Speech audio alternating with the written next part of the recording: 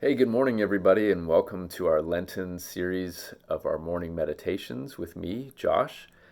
I'm always so happy to do these with you guys and get your feedback. You're always so encouraging, and I hope you enjoy them.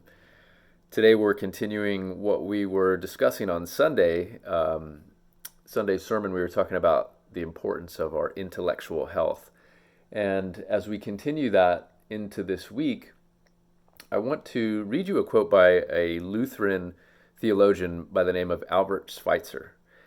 And Albert said, "The path of awakening is not about becoming who you are. It is about unbecoming who you are not." And I think that is such a profound statement, especially when you butt that up against Jesus' words to his followers when he says, anybody who wants to follow me has to deny themselves and pick up their cross and follow me. And I think when you put those two sayings together, you see that, first of all, to be crucified by the Roman government was the ultimate humiliation in death. And you were sort of immortalized with that humiliation. And so it's a clear indicator that Jesus is saying, by picking up your cross, you are assuming every bit of humility in that process, sort of the first step, right? Humility. Putting down preconceived notions, denying yourself.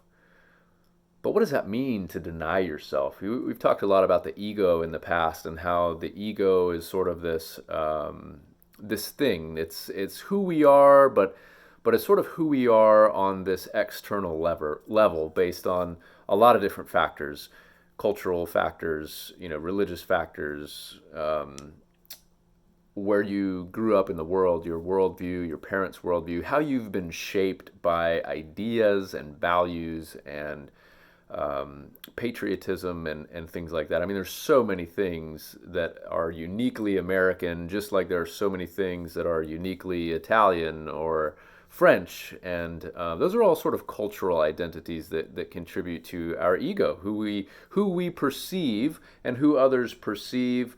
When we look around the world and we see people, we see their external selves, who they're being in public and things. And I think that's sort of what Jesus is getting at is, if you really want to follow me, there's a process here, like Schweitzer says, of unbecoming who you are not.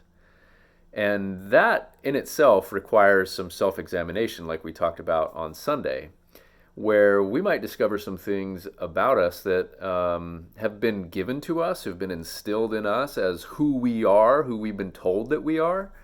And maybe that's good, and maybe that's not good. Maybe you've had people speaking into your life in the past who've put you down and said some really destructive things to you, about you, and you've taken that on as some of your identity.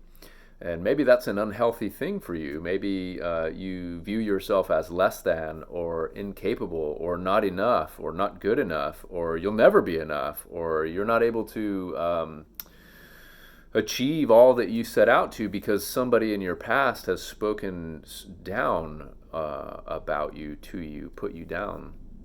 And so that's that's part of what Jesus is saying here is you've got to take what you've been told about you and examine that.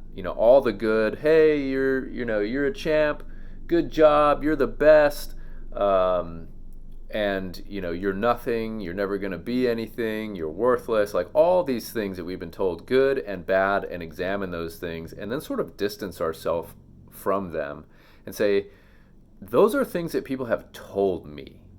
But when I push those things aside, who am I really?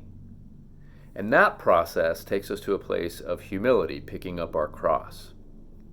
And it's only from that place where we sort of step aside from the identity that the world has given us, and we begin from a humble heart, that we're really able to look at Jesus and say, okay, now that I've relinquished all of this stuff, now I can follow you.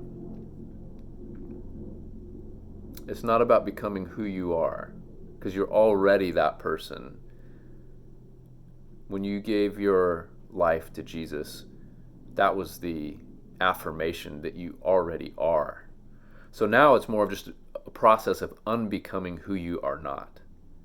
And that happens in our sanctification journey that ultimately allows us to love the world more perfectly, love God, love each other, and love the planet more perfectly.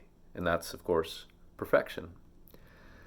We're going to talk more about love for creation and the planet this upcoming week in church, but I want to leave you with that sentiment today. You are not trying to become someone. You're trying to unbecome some things that you are not. I love you guys. See you next week.